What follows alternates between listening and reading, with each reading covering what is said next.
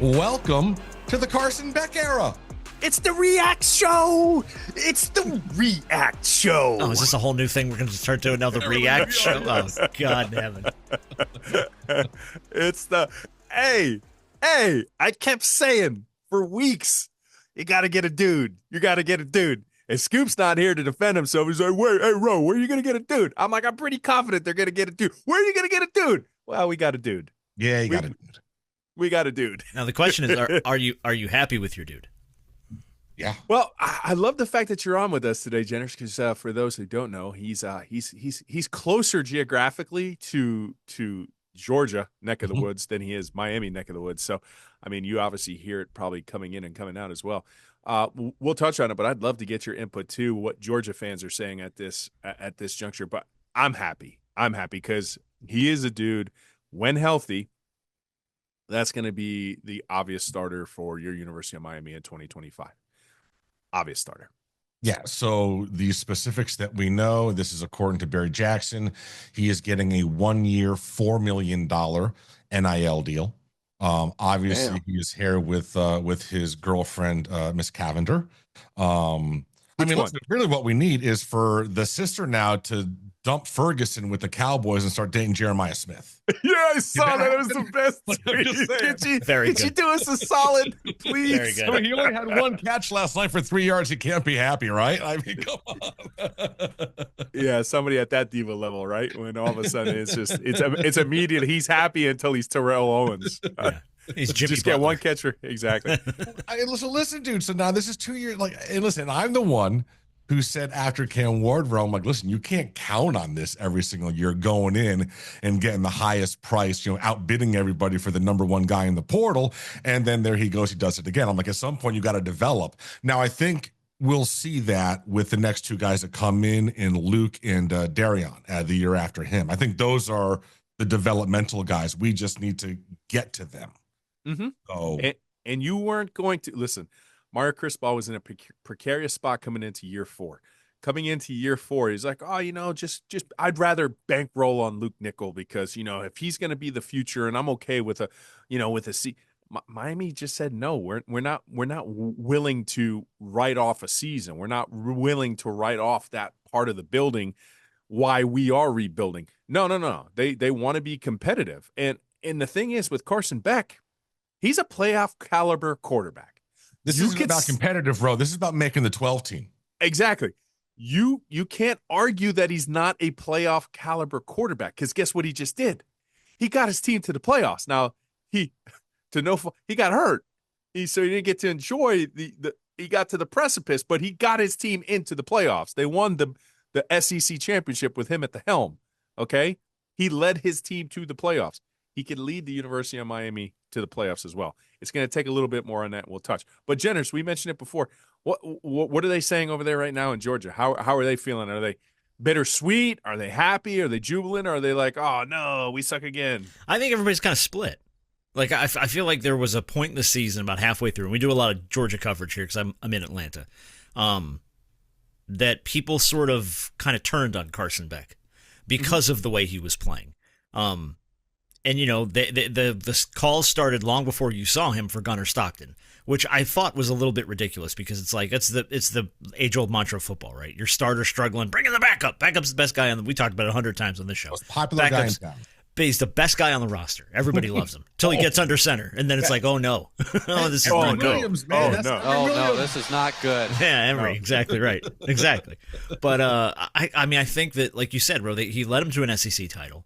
He's a very good disciplined quarterback. He works really well in his system. I think where Carson has struggled with Georgia, and you may probably see this in Miami, has been with the offensive line. If the offensive line can't keep him clean, that's where he gets a little, you said it, Rowan, student of the game last night, he gets a little gunslingery. You know what I mean? That's where he starts looking for guys that aren't there or throwing into coverage because he's trying to make a play, but he doesn't have a good line of sight or he's flustered or he's got somebody in his face, that type of thing. So I think if you can protect Carson Beck and you can let him work the system, he can be an excellent, excellent quarterback. He's very good improvisationally on the line. He audibles in and out of plays real well. He's got that NFL mindset. You know what I mean? I think he just hit a point with Georgia where he was hurt going into the draft. It was obviously going to hurt his draft stock. And the fan base at Georgia wasn't just they hit this lull with him the second half of the season where it was like they wanted anybody but him. And then the injury happened. Everybody got real big on Gunnar Stockton, and then obviously you saw what happened in the playoff with Gunnar against Notre Dame. So yeah, I feel like it's a little bit bittersweet for Georgia fans. He had a great run here for Georgia. I think he can still be a hell of a good quarterback. If he's healthy and he's protected, I think you got a good guy.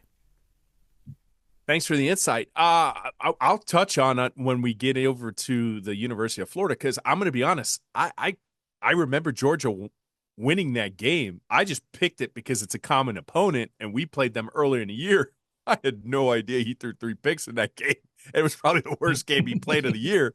So I'm like, I'm doing a stretch of student of the game. And if you haven't checked it out, go over to the Orange Bowl Boys channel on YouTube. We posted it. We'll do a series of games. That just happened to be the first one.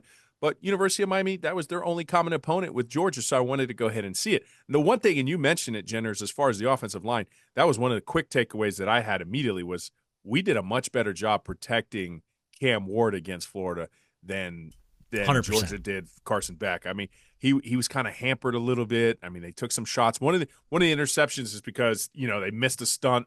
Guy came in clean, rocked his socks, and the ball goes floating up in the air. You can't really I could put it on him because maybe he didn't find the escape lane that maybe I've seen other quarterbacks do. But, I mean, the shot is the shot. I'm not going to put that squarely on the quarterback's shoulders. So, yeah, common opponent. Go check that out. I'll touch upon that a little bit later on in the thing. Toasty. Well, but yeah. now that your mindset is shifted, Mm-hmm. The administration, we've known this when they got Mario Cristobal.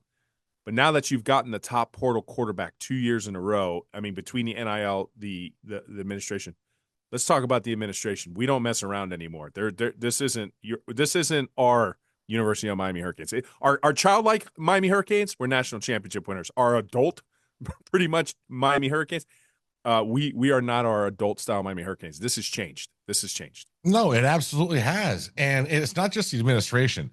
I mean, I don't know who the exact movers and shakers are that are running the day-to-day operations and getting all the donors in line for Canes Connection, the NIL, but they're doing an amazing job. Mm-hmm. They are getting, I mean, listen, $4 million for the quarterback.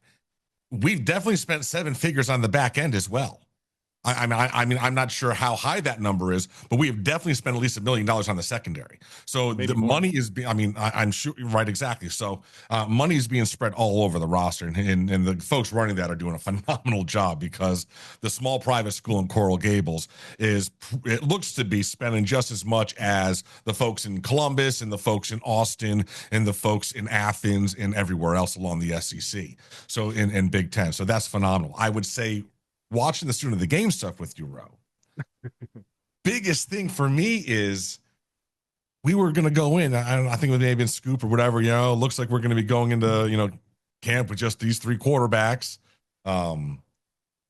What has changed biggest for me in terms of Carson Beck and what he brings is those first 4 games, that first month of the season, home against Notre Dame, home against Florida.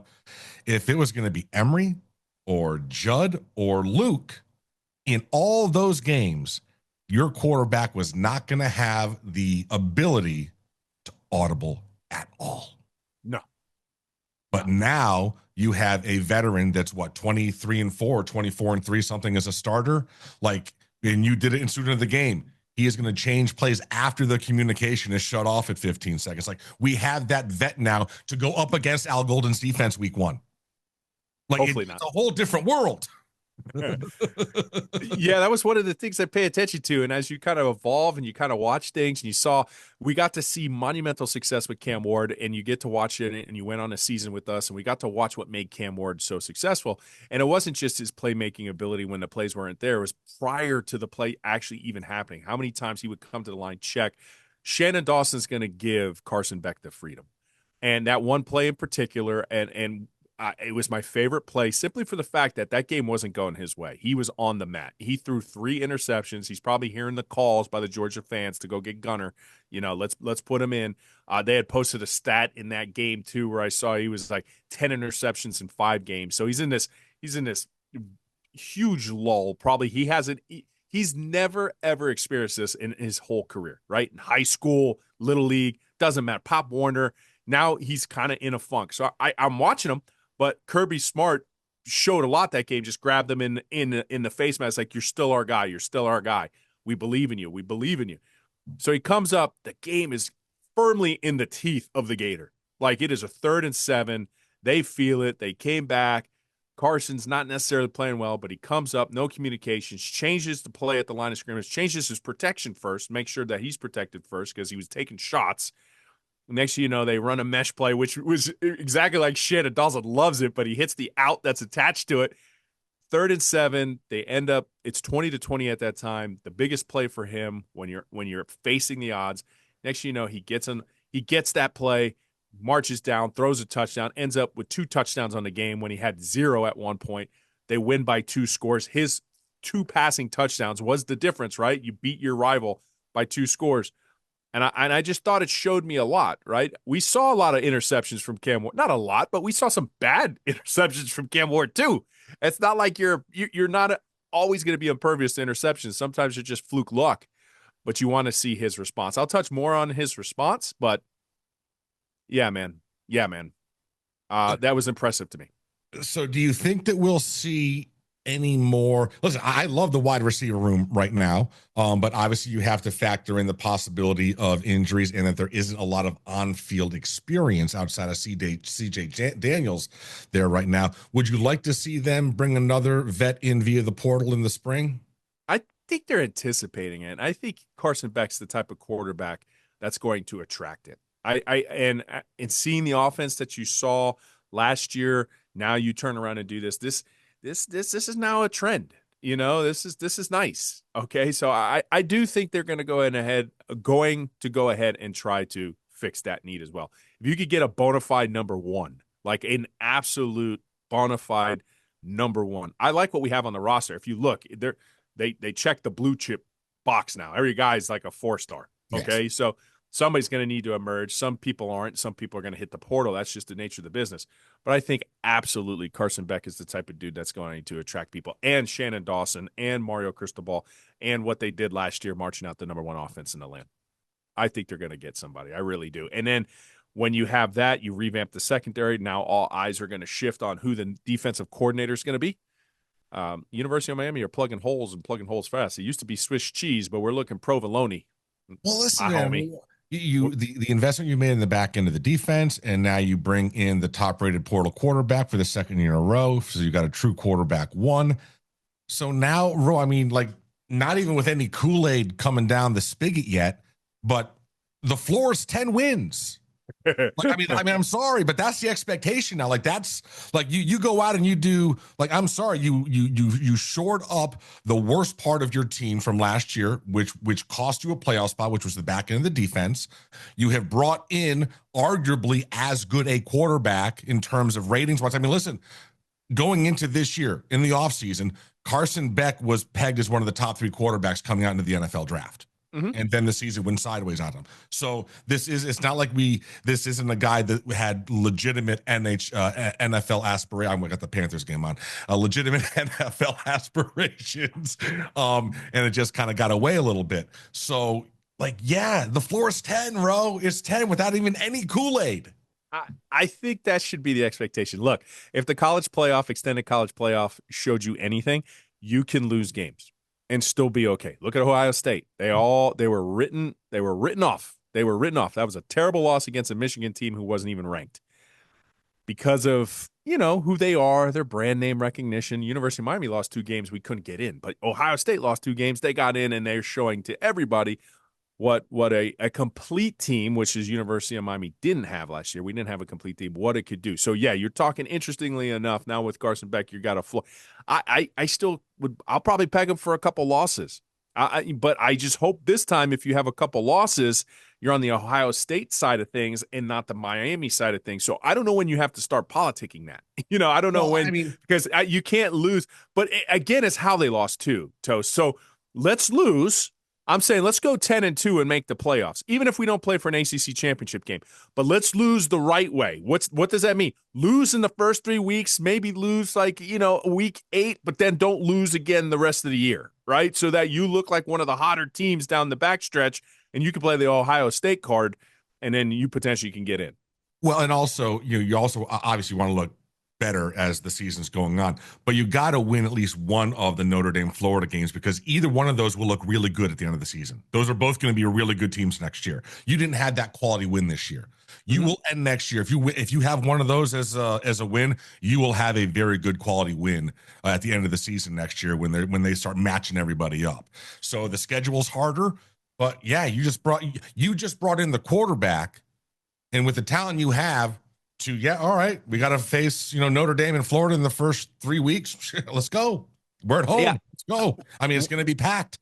Without Carson Beck, and both of those games are home, right? Yes.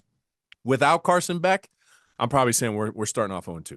I was ready to say 1-3 in the first month. All right, I'm just saying between those two games, Florida and Notre Dame. With Carson Beck, I'm safe to say we're probably going to be 500. We're going to win one of them, maybe lose one of them. Mm-hmm. But I would say I would put the higher odds that were 1-1. I'd put the next highest odds that were 2-0. I'd put the least highest odds that were 0-2 with him at starter. I think they're going to get what they need right. They learned a lot last year. You remember before Clemson became the Clemson of the ACC that we learned to remember, they had to Clemson it, right? So hopefully Miami's year last year was their first year of Miamiing it, and they got to just keep building and getting the tools right. I think the biggest takeaway last year was, hey, we have to play complementary football. We have to play complementary football. Yeah, just to break down the first 4 games. So it is home August 30th against Notre Dame, then Bethune at home on the 6th, then USF at home on the 13th, and the Gators at home on the 20th. So yeah, if you walk out of that 3-1, you got to be 3-1 now, and then you got to do better in conference. 100%, yes, absolutely. Because listen, you're going to be at SMU, you're at Florida State. Florida, regardless of where they will not be 2-10 again. They will be better. You got Syracuse on the schedule again, at Pitt, at Vatech. I mean, it's going to be Louisville still on the schedule. It's a tougher schedule, man. It is absolutely a tougher schedule. It's a much tougher schedule. I mean, if you turn around and you go 10-2 again, yeah, the strength of schedule should be there where you're getting into the playoffs. 100%. We're affording you about 2 losses, Miami, because this is the new modern age talk of college football. Now, I'll tell you the superlatives that I felt about Carson Beck, but if you just entertain me, there's a couple things, because I know we're going to face this question a lot, and I've already been getting it, like on my phone. What's the difference between Carson Beck and what we came to experience from Cam Ward? Go. So putting on this film, I think one of the big takeaways that if I could give him advice was I could definitely see on his face that those interceptions were starting to – he was wearing that on his face. And coming from what we came from going into Cam Ward with Tyler Van Dyke, when you get that look, that befuddled look, that interceptions bother you, I just think it's a dinner bell for the fickle fans to kind of go ahead and start calling for your successor. I just think it's one of those things where if you look like you're bothered by it so much, now you could be internally bothered by it. I get that. But he seemed really affected. Now, watching Cam Ward all year on Student of the Game, that was the thing that I felt like he was so brilliant. That guy, like literally, toast, generous. That guy would throw an interception like to Cal, come back out, like point to the sky, and I never in a million years would ever think that guy just threw the worst interception I've ever seen in my life. Now, watching Carson Beck throw those interceptions against University of Florida, I will tell you, Cam Ward had way worse interceptions what he did. Like nothing rivaled Cam Ward's. Let's just one and throw it back. Like you violated every rule of quarterback dumb, right? It was you added the dumb in quarterback dumb. But he was never affected. He was just so great that it didn't do that. And I think the fans are going to remember that. So, Carson Beck, when you throw interceptions, and you will, it will happen, you need to channel your inner Cam Ward and just realize it's not a big deal because you can come back and win the game you did against the University of Florida. The other thing that made Cam Ward, now I will tell you this right now, and I would be willing to bet money on it, and I would win, and we'll use beating the bookies like max play. Carson Beck has a stronger arm than Cam Ward. He does. Stephen Morris is still the arm GOAT. He's the arm talent for the University of Miami forever and forever. And Cam Ward never had Stephen Morris's arm. Don't get me. And he's about to go number 1 overall. And we got our facts straight. Vinny was one of the number 1 overall picks. So he's going to be our second, potentially number 1 overall quarterback for the University of Miami history. He didn't have that arm. But I'm telling you, like Carson Beck would at least scare Stephen Morris a little bit, right? Stephen Morris still going to win, but Carson Beck has more on the Stephen Morris scale than Cam Ward did. So I'll give him the superlative there. But the other thing is, I feel like we're going to see. I think Shannon Dawson's going to have a challenge with Carson Beck that as the play isn't there, that was Cam Ward's other gift. He was uncanny before the snap, and then after the snap, when something wasn't there, that's when Cam Ward would just be like, Shannon Dawson, don't worry about it, bro. I'll bail you out of this. Watch this. Excuse me while I whip this out. Like, it was nuts what he did, right? He was absolutely crazy. And I felt the interceptions I'm watching against Florida, I'm curious to see more, is like Florida did a good job taking that first read away. And when they took that first read away, that's when I felt like, all right, he doesn't look as calm, as cool, and collective as Cam Ward did. So that's when the potential of, okay, defenses are going to win. They have a job to do too. They're going to take away your first read as a quarterback. And Shannon Dawson, I feel like if he could get Carson Beck as comfortable when it's not there, and just be like, hey, listen, this is what we do. We'll plan on it. We'll get you so comfortable so you can be like Cam Ward comfortable. He's not going to be Cam Ward. That's not fair. But let's make him Cam Ward comfortable when he is not necessarily in rhythm, and teams are trying to take away what the University of Miami are trying to do. All right, so let's bring up this aspect. So obviously he just had surgery on the elbow. Mm-hmm. The video he posted with the girlfriend yesterday, arm not in a sling. He was able to use that arm to put up half a U. So they're saying, Ro, that he will not be able to participate in spring, but should be a full go for summer OTAs and, of course, fall camp. Is that going to leave us enough time for him and a whole room of receivers he's never thrown the ball to before to get some sort of rhythm going before week one? I would like more time, to be honest, but the guy's a professional. And here's the thing when you play quarterback in terms of getting rhythm with wide receivers and everything like this. The reality, these guys play 7-on-7. They play a lot of year. They play with mix and match quarterbacks all the time. They might go in a tournament, and it works out. It works out well. I think he's a professional at this point, Toast. I think on the other side of the ball, they're going to sync up with him just fine.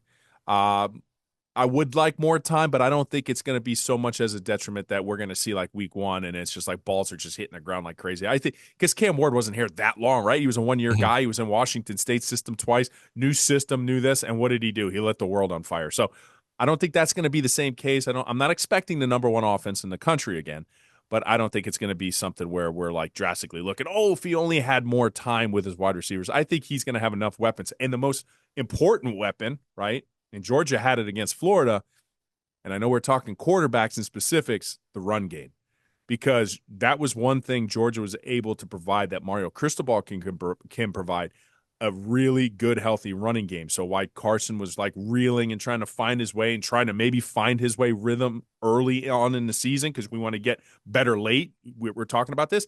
You have a running game, that's going to be his best friend. It was his best friend against the Florida Gators. And he got out of it, made the touchdowns, and made the difference. And it was his 2 passing touchdowns that was the difference in that game. But it was the run game that kind of bridged the gap while he got there. Miami's still going to be able to run the ball now. Well, he's gonna love the fact that he's playing behind the wall of Mirabal. Mm-hmm. And I will tell you, just in one game, we protected Cam Ward against Florida way better than Georgia did. Like Georgia was making some line problems, issues. Florida was getting home way more than they did against that. So especially coming off an injury, that's one thing that and Mirabal is incessant about it, right? How many times do you hear that guy, hey, I know we're playing Virginia Tech, but we're already on to Syracuse's pass protections, and I've looked at all their sacks this year, and we're working our gallop steps, and that's what we're doing, brother. All right. I enjoy that impression very much. That was phenomenal. That was very good. We got to bring that back. He was on our show, and that's kind of like we had to that was one of the harder interviews to crack right there, that guy. But we started talking about specifics, and he lit up like no tomorrow. So he lives and breathes that stuff. So he's going to do everything he can to protect Carson Beck.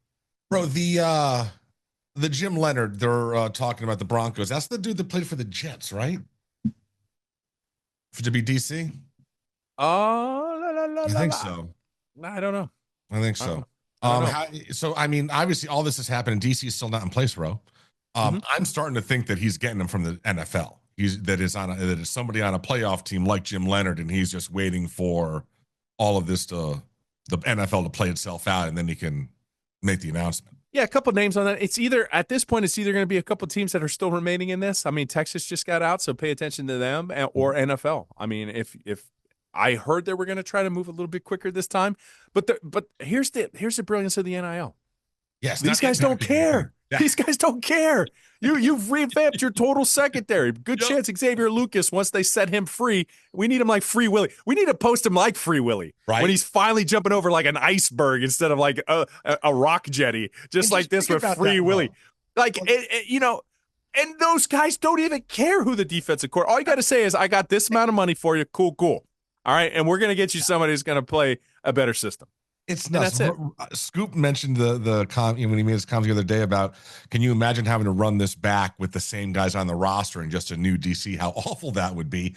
And imagine back 10 years ago, and you fire your DC and you have the ability to recruit somehow. You're not recruiting anybody without a DC on staff. Zero chance.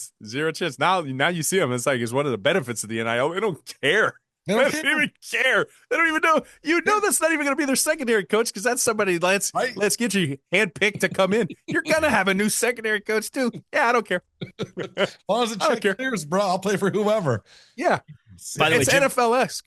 Jim Leonard did play for the Jets. He did. Okay. He played for the Jets. He's currently coaching in Denver. That's what I'm saying. He's with the Broncos. Yeah. He's with the Broncos now. Yeah. But was it Illinois before that, then Wisconsin for several years?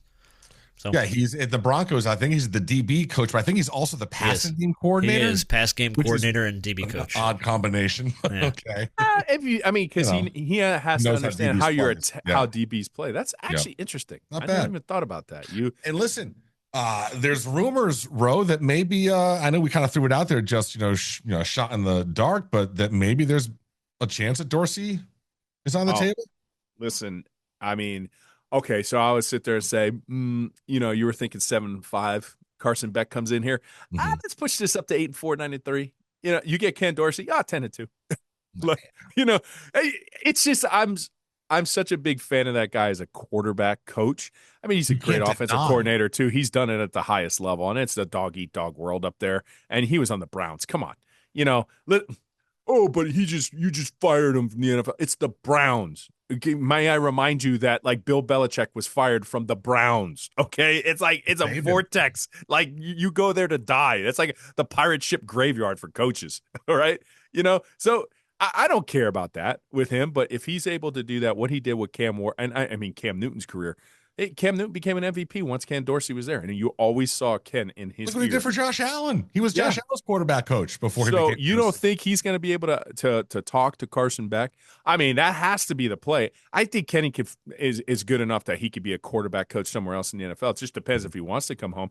But if he wants to, maybe take a year as a quarterback coach, learn after Dawson, we have a good year. Dawson leaves, and then you give it to Kenny to be the OC. And we love Ken Dorsey. I'm pretty sure Ken Dorsey can come here and not have to buy a croqueta or a croqueta or a cerveza anywhere in Miami. We will take care of his bill. But if he comes down, becomes an offensive coordinator, and wins the national championship after being the last quarterback, we would give him our firstborn. That's literally what we would do. What Kenny? So I don't know. It just depends on what his heart. I mean, Mario did it, right? Mario had a sweet gig. He never had to come here, but it's just sometimes those guys want to see the youth so great, so bad, so that's their focus, innate focus. This is what you get. So hopefully Kenny picks home. And it's also, I think, worth noting, I think everybody can really unanimously agree that going into 2025, the quarterback rooms in this state, Miami's number one. I'll probably give Florida number two. I'm going to probably give South Florida or Central Florida number three, because, I mean, the Knowles got a 5'6" wide receiver quarterback. I'm not sure how Castellanos. I mean, they win. Okay. Listen. He quit on his team as well, but whatever. So, yeah, but we definitely own the quarterback. We have the number one quarterback in this state heading into 2025. Suck it, Florida. Listen, Florida State, you're going to go ahead and try to spin it any way you could spin it. But in back-to-back years, we had Cam Ward, you had DJU.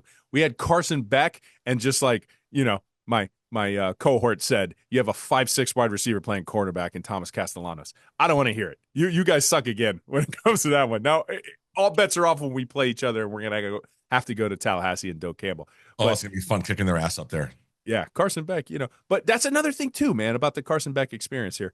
Going up to Doak Campbell for that rivalry is going to be super cool. He's going to hear the tomahawk chop incessantly, but it's not like he's a stranger to big football games. And listen, and I said this is one way he is more apt and inclined to translate at this playoff next level than actually Cam Ward was.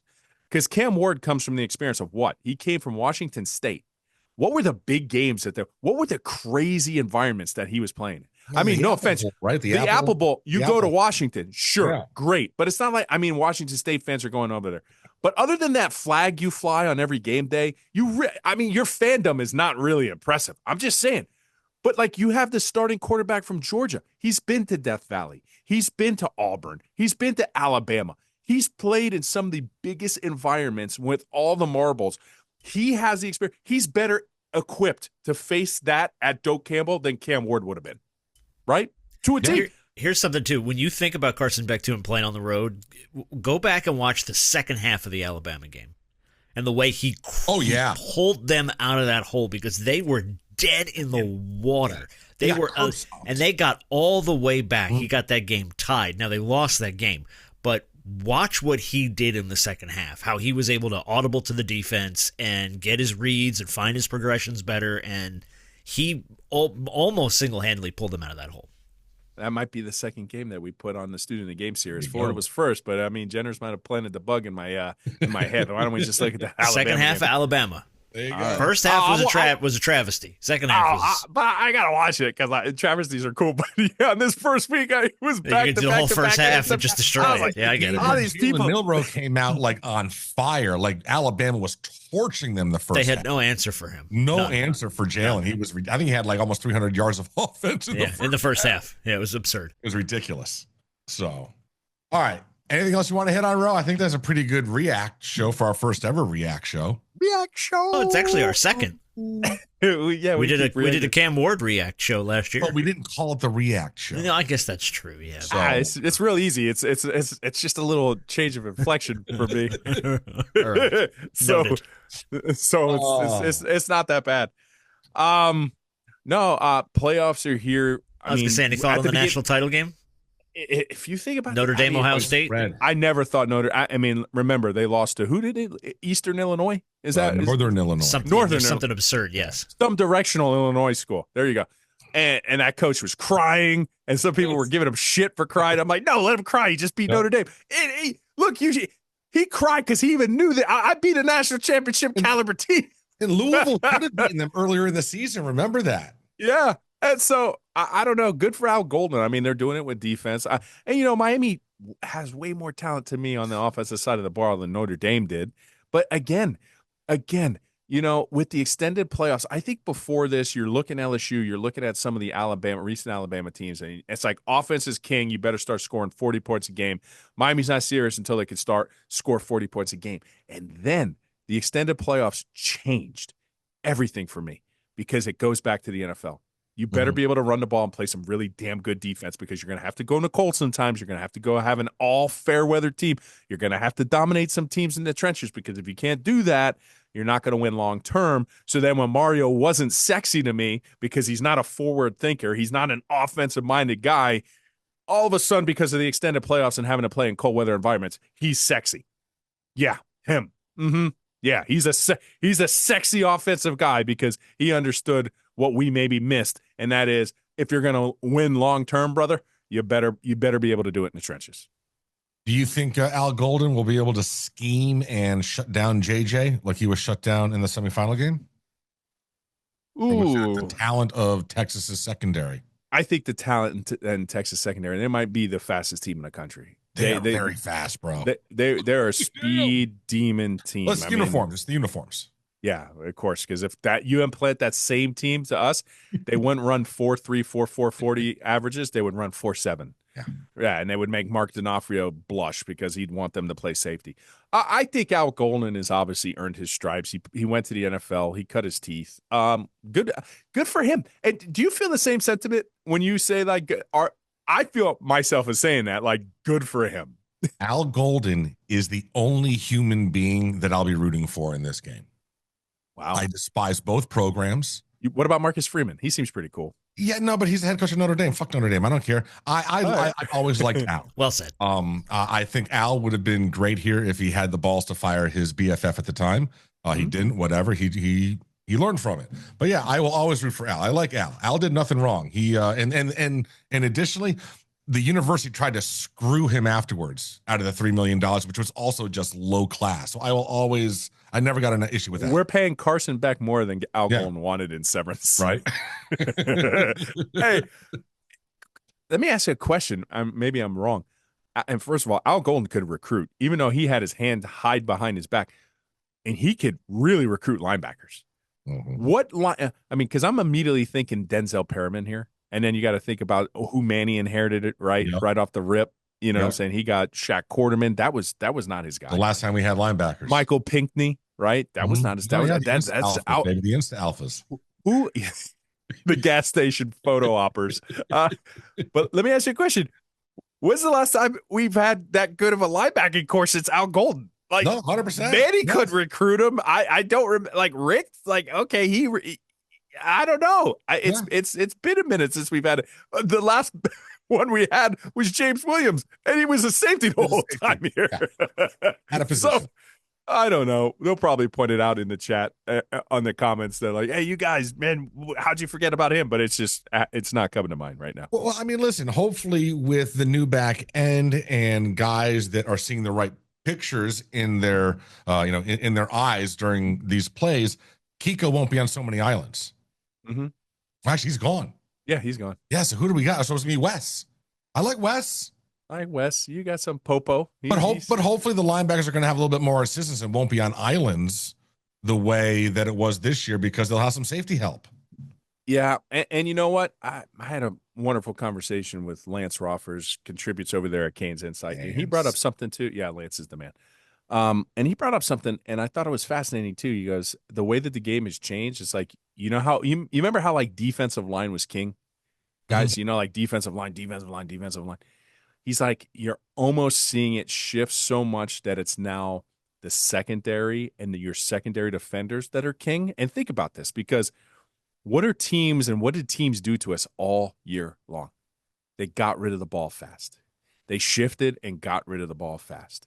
It was very simple formula for me on Student of the Game when we started to do the previews this year. And shout out to Jenners who gave that idea. When we did that preview, it was very simple math for me. If I saw teams living in gun 5, meaning like they were in a shotgun and they would take 5-step drops, I'm like, ooh, we're going to get sacks. When I saw teams like Louisville, who had literally, well, they were one of the gun 5 teams, but Virginia Tech, those guys were like never holding on to the ball for more than 1 second, 2 seconds at a time. And I'm like, how are you supposed to get sacks against this? So where does it put the premium on? Your pass defenders. And I think if you can't, the University of Miami, if they can't have elite level pass defenders, right? Because that was the thing. You were able to take away the strength of what we thought the University of Miami defense was going to be because of Ruben Bain and look how good Tyler Barron looks and all. And we got in conference and nobody was holding on to the ball. And then our secondary got exposed. So you have to turn and you have to put the emphasis. And that's what I think you saw the University of Miami do. They are putting the emphasis on their pass defense. They are making it so that, you know what? More time for the D-line to get there. Thank you. Thank you. And I was like, man, that's interesting, because I know you got to build it in the trenches, and you do, but too many teams wouldn't allow us to get to the quarterback. The ball was gone way too fast.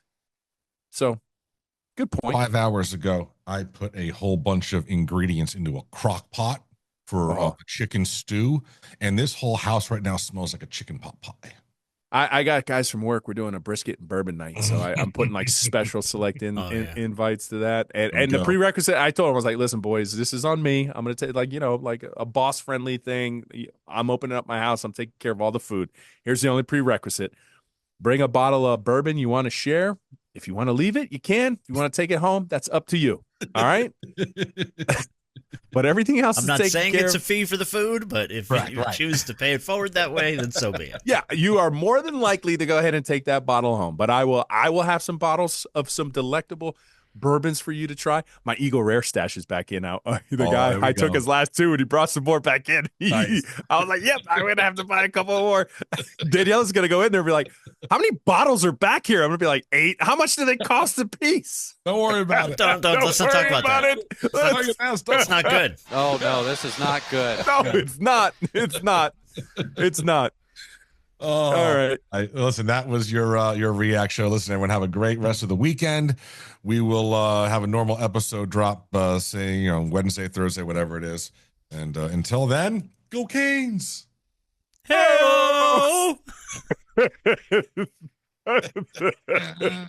I love that we all turned into Sloth from the Goonies when he's not here.